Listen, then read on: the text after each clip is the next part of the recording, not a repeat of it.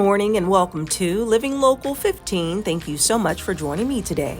First up, the Fort Wayne Civic Theatre joins me in studio to share about their upcoming production of Frozen, kicking off on November 8th. Then Viking Psychiatry is here for another edition of Mental Health Matters. And today we're talking about the COMT Gene and how that can influence your focus, stress, and even respond to caffeine and medication. Then Downtown Fort Wayne joins me in studio as we discuss their holly shopping season and their window decorating contest. That and more happening now.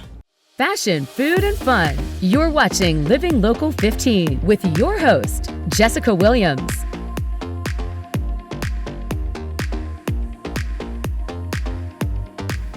The Fort Wayne Civic Theatre is bringing an exciting production to town. It is Frozen, which is so many people's favorite.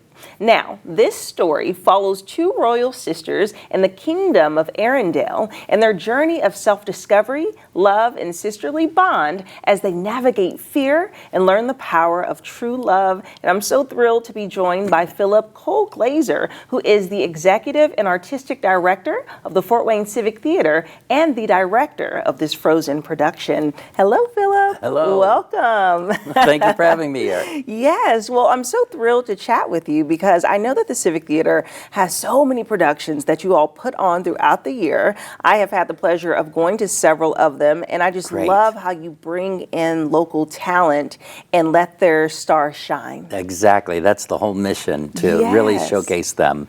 And it's an incredible community of theater, and it really shines in this production of Frozen. It does. Okay, so let's just talk a little background of the Civic Theatre. I know you've been there for multiple decades, so you have seen the growth and evolution of it. So why do you think that the Civic Theatre holds a place in so many people's hearts here in Fort Wayne? Well, first of all, because it is a community-based theater. It is their theater. Yeah. And so it's, with the showcasing of the talent, it helps develop the talent and be a stepping stone also for those that want to go on professionally, but also to learn and nurture and still be a part of the community. And so it's really a gem in that regard. I just can't say more about it. Right. So, and it's, we're in our 98th season. So in a couple more years, we'll be turning 100. So we've been around a while. Yes. Yep. You don't even look like it. I'm halfway there. So with the production of Frozen, okay, so is this the first time that you've had Frozen? Correct. Here? Okay, and what made you want to bring it, and then you are directing it? Yes, so first of all, the production of Frozen, there's been junior versions available through the royalty companies. This is the first time. They reached out to us and said, do you want to have this before we offer it to the full community throughout the United States? So they offered it to us first because of the reputation of the organization. And so, of course, we want to jump on it. I mean, every young child knows the songs and knows the movie, and the message is universal for all ages. Yeah. And so when they offered it to us, we knew we had to jump at the chance as soon as possible. Right, and so you are kicking off your debut of this weekend, November 8th, right? And so how long will it run? It'll run 3 weekends through November 23rd, all before Thanksgiving. It's our holiday show. Yes. Normally, so it's snow. That's what makes it a holiday. And the ice and the freezing. We got a wonderful cast. Yeah. We have Tegan Dossel playing Elsa and Megan Swartz playing Anna. And so the two lead young girls are just knocking it out of the park. And this will be our first show back in the Arts United Center since it's been renovated. Yes, that's so exciting. And so it gave us the opportunity to do scenic projections, which we've never really done before. We've done some small things, but this is the whole scenery that the background is all projected. So we can quickly go to the Frozen Mountain and the castle, Crystal Castle, to summer, and so it allows us more flexibility. And so technically it's going to be a really beautiful show, along with the lighting of Andrew Holderfield, our staff member, and plus then we rented Olaf from New York. So this puppet that really looks like Olaf, like they have on Broadway, and so Jonathan Lauer is playing that role, and he's just knocking it out of the ballpark. He's so cute, the whole character. So yeah, that is great. So typically with local productions, specifically with the Civic Theater, I've had the opportunity to speak with your actors, right? Right, correct. As they perform and get their perspective. So I'm just really curious about your perspective as a director and what that process is like on your end. Because when you're just walking in and starting from scratch, when you first cast, right, your talent, what does it look like? Just starting from the beginning and kind of having this vision and seeing it manifest to now being able to have your debut performance. Yeah, our process is quite lengthy. So we'll decide a show 2 years out, as much as we can. It's 18 months actually. And so once that's decided, then I hire the directors and start thinking about the concept. With this show, I really wanted to direct it because we had to think about the projections. We had to think about the renting of those costumes. So there was a lot more technical elements, plus being the first show back.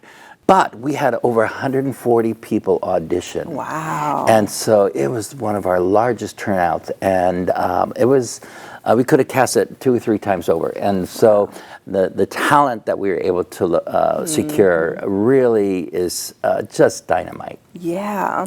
And so what is what would you say, because I'm sure that your role as a director is multifaceted, as you just described. What are some just kind of behind the scenes perspectives that you have? What does it look like when you go in and the decisions that you have to make? It's not just about directing the talent on stage, but are you making decisions about props and about when things enter into a scene and just the length of a scene and all those little integral little decisions? Yeah. So first of all, you start with the script, and that pretty much dictates everything. But there's that unknown of those questions that need to be answered, and it's working with a team. Our directors. We start off with a concept meeting, and then we talk about the ideas, providing input. So allow the creativity, and are we going to go this direction with something or this direction, and creatively, so that the technical team thinks, well, what if we do this, or costumes say, well, what if we went with this direction? And so it's a collaborative effort, and from day one, and from the backstage dresser to the director or whatever, there's a span of so much creativity and volunteer hours that people are putting in, because we are a community theater, and so is really a dedication and love that these individuals are providing. So yeah, that is a beautiful thing. Well, we're excited about this show, and can you tease us on what the rest of your season will look like with the upcoming shows? Yes. So next will be Shawshank Redemption. Okay. And so it'll be a very dramatic piece, and it will be at the Arts United Center. And then we're ending the season with Aida. And this will be the first time it's been performed or produced here in our community. Okay. And a lot of you out there may know that Heather Headley won the Tony Award for Best Actress in a Musical on Broadway, and she's from Fort Wayne. And so we're excited to have that show here now, and to kind of pay tribute to Heather. So that was so cool. I remember when I first learned she was from Fort Wayne, I was like, what? That's so crazy. Love her music. Well, awesome. Well, thank you so much, Philip, for coming in and joining me. No, thank you, Jessica. And if you would like more information about the Fort Wayne Civic Theater, we'll have their website listed below. You can also check out online to see the tickets that are available and the show times for Frozen. We'll have that website listed for you as well, and I look forward to seeing you after the break. Living Local 15, proudly driven by the Kelly Automotive Group. This segment sponsored by Viking Psychiatry. Welcome back to Mental Health Matters with Viking Psychiatry, and today we're going to talk about genetics and mental health, specifically a small but mighty gene called COMT that can influence focus, stress, and even how you respond to caffeine or medication. And joining me today is Sean Goddard, who is the owner of Viking Psychiatry, to break it all down. Hello, Sean. Hello. Welcome back. Thank you so much. I have to say I really appreciate doing this segment with you and all the light that you shine on mental health in our community. Thank you. Absolutely. I appreciate it. And we appreciate your knowledge because a lot of this stuff I'm hearing about for the first time, and I'm sure other people are as well. Absolutely. So speaking of, COMT is something that I don't know. And so kind of break down, what is that specifically? Yeah, so COMT is an enzyme that breaks down dopamine, norepinephrine, and other chemicals in our brain, and they're responsible for how quickly the brain clears out and clears away those neurotransmitters. So it's kind of like responsible as like your brain's cleanup crew, if you will. Okay, your brain's cleanup crew. And so are there different types of COMT? Yeah, there are three main variants, if you will. There's a VAL, which is known as the fast dopamine clearer. Then we have folks that have this type that typically do not well do under stress but feel flat or understimulated afterwards. Then we also have what are called METs, and those are the slower metabolizers of dopamine. And so dopamine tends to hang around in their brain, right, and build up levels. So great because it makes them like empathetic and creative, but also very prone to anxiety and feeling overwhelmed. And then we have kind of what's called like the normal, right, which is Val-Met, which is somebody that's right in the middle that tends to maintain the correct amount of dopamine. Okay, and so I'm trying to think, so you say this is something that clears the brain, so is this something that everyone deals with just in a different capacity? Yeah, absolutely. I mean, we all have this COMT gene, right? It shapes how we respond to stress, medications, and even caffeine, right? Fast comps need a little bit of extra stimulation because they burn through the dopamine, right? And so they often look for a little extra stimulation to help increase that level and stimulate their brain and allow them to focus and pay attention. While slow comps, if they get too much caffeine or overexcitement, become really jittery or super anxious from that overstimulation. Interesting. So how would one go about knowing if they possess a fast or slow comp? Yeah, so about the only way we can do that right now is through the gene testing that we offer at the practice. Okay. We can do that oral swab, and it's, we've talked about MTHFR before, right? Yeah. And so this is another one of those genes that really play a very large key role in our brain that we're often not aware of and can change the outcomes of treatment. So just a simple swab. Right. Okay, so how does it actually impact treatment as people are trying to evaluate their mental health? Yeah, so if you think about, for example, let's say somebody is a slower comp and they have dopamine levels that are building up, and then you have somebody that's dealing with depression and they're not responding that well to their depression medication. We might sometimes add a low dose, what's called an atypical antipsychotic, to increase their dopamine level, hoping to build reward and pleasure.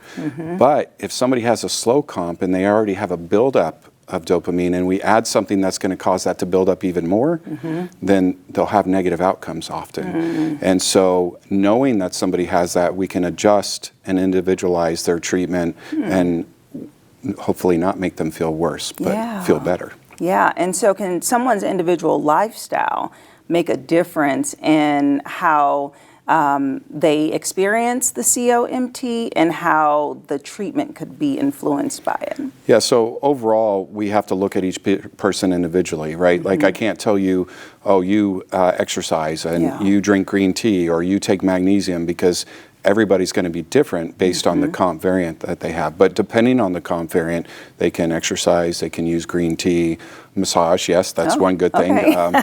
I was going to say, meditate, deep breathing, but massage works as well. But you can't change the DNA, right? It's set.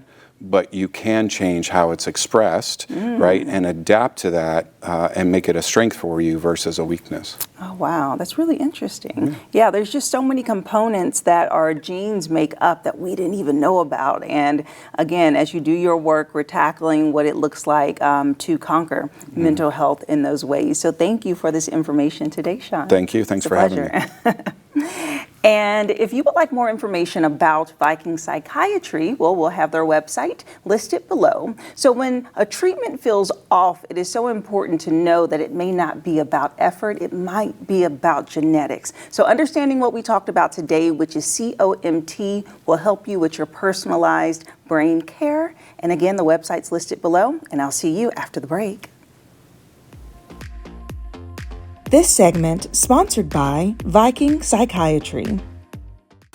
It is time to get holiday shopping with downtown Fort Wayne, and here to tell us all about the festivities taking place at the end of November is Kim McCutcheon, their business services manager. Hello, Kim. Good morning. Welcome. Thank you. Yes. Okay. So we are in this festive time. We are. Okay. It's personally my favorite time of the year. Same. When the holidays come, and I know we get super busy around Fort Wayne, and downtown Fort Wayne is making sure that the residents and visitors alike get a different type of experience. Right. So let's start off with the window decorating contest. Yes. So window decorating will start on Night of Lights, which is November 26th. So when everybody's downtown anyway, looking at all the lighting, if they're there early or later, they can walk around and look at the decorated windows. We've got over 40 participating just downtown right now. And that will be all the way through December 31st. Okay. So it'll be the whole holiday season, all the way through New Year's. And as part of that, the theme this year is Candy Cane Lane. Okay. So windows will be decorated sort of pepperminty. Nice. And we have a peppermint scavenger hunt. So folks can find these in about 20 of the businesses downtown. And if they do, there will be a hashtag and they can post on their personal Facebook or Instagram. And then they'd be in a drawing to win some prizes. Oh, okay. So Yeah. they have to, so these are inside of the stores. Right, or in their windows. So Okay. one or the other. Yeah, yeah. So talk to me about just the process that the stores go through to decorate and get it super festive, because this is a contest, right? It is a contest, yes, absolutely. And a new thing this year is if they're offering something like, say Poptique has peppermint flavored popcorn or peppermint flavored pancakes at Eggster, then that's part of the experience too, is some of those flavored items that are special for the holidays. But a lot of the stores and businesses really get into the decorating and very competitive about it. So we want people to get out and vote and show them the love. Okay, so as people are window shopping to look at those decorations, how do they go about voting? They can do that right on our website, and also in conjunction this year, we're combining with Visit Fort Wayne to do even more than just the downtown shops. There'll be some different segments once the windows get turned in, their photos. There'll be different neighborhoods involved as well for businesses. And then you all are creating a really cool opportunity so that people can get out and start shopping, right? Shop early, of course, right after Thanksgiving is Black Friday, and then Small Business Saturday, and then Cyber Monday. So what are you all doing that weekend? Right. So our focus is on Shop Small Saturday. So we will have our trolleys running from 11 to 5 for the businesses, and there'll be about 20 or so stops through downtown, including Wells and Broadway. And there'll be 2 trolley lines, a red line and a green line, and you can pick those up at multiple stops, but the hub will be at the Botanical Conservatory. But then new this year in the evening from 5 to 7, that's when all the lights are lit because it's dark so early now, right? So at 5 o'clock, I know. And also Parkview Field's doing their lighting again, which is so exciting. So we'll have a different trolley route from 5 to 7 to hit those restaurants, and the lighting stops along the way so people can hop out, get their family photo, hop back on, go to the next one, and then we'll be able to get off at Parkview Field too for a longer period of time if they like. Those, okay, but you say the hub is the Botanical Conservatory, so that's where they park? They can park around there. Okay. They can get on both the red and the green line there at the Botanical, but you can hop on and off anywhere throughout the route, and that'll be on our website here for the whole holiday season, the routes and the stops. Yes, Yeah. and so let's talk about these gift boxes that you brought in. Got a little variety happening. We do. So this is our Downtown Favorites gift box. We have two because one is a $50 value, one is a $100 value. People can purchase them online at Downtown Fort Wayne. And all of our friends downtown have something in the boxes. The higher priced one, the $100 one, obviously a little more value. Also some gift cards for things we can't ship, like we cannot ship flowers very well. So they got a gift certificate from Cottage Flowers, and we can't ship egg burritos very well. So they've got a gift certificate for Eggster Cafe. But all of them will have an ornament from Visit Fort Wayne, some tea, some soap, some popcorn, some personal body butters from Creative Women of the World, and some warm alpaca socks. Oh, very That's in the $100 box.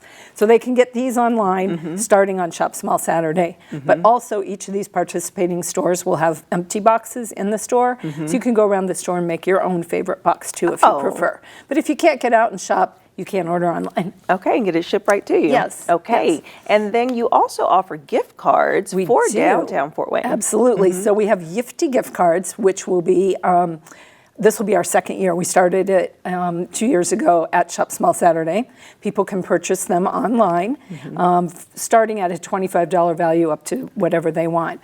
Right now, there's a special, buy one, get one free, while supplies last. And that's sponsored by our friends at ProFed and Peterman Brothers, up to $5,000. If they buy a $50, $100, or a $200 card, they get that matching amount free. And that is valid the free one is valid for 3 months. So use it to shop for the holidays, or just a little bit after if you're out in January and want to get out in the weather and shop and dine. And what is the deadline to purchase the Gifty? They can purchase that at any time, but the BOGO is a while supplies last up to that $5,000 match. All right, perfect. Well, thank you so much, Kim. Thank you. Appreciate it. And if you'd like more information about downtown Fort Wayne, we'll have their website listed below, and mark your calendar for the special events that they have, the window decorating contest, and also their holly shopping. And I'll see you after the break. Content segments during today's Living Local 15 were paid for by these sponsors.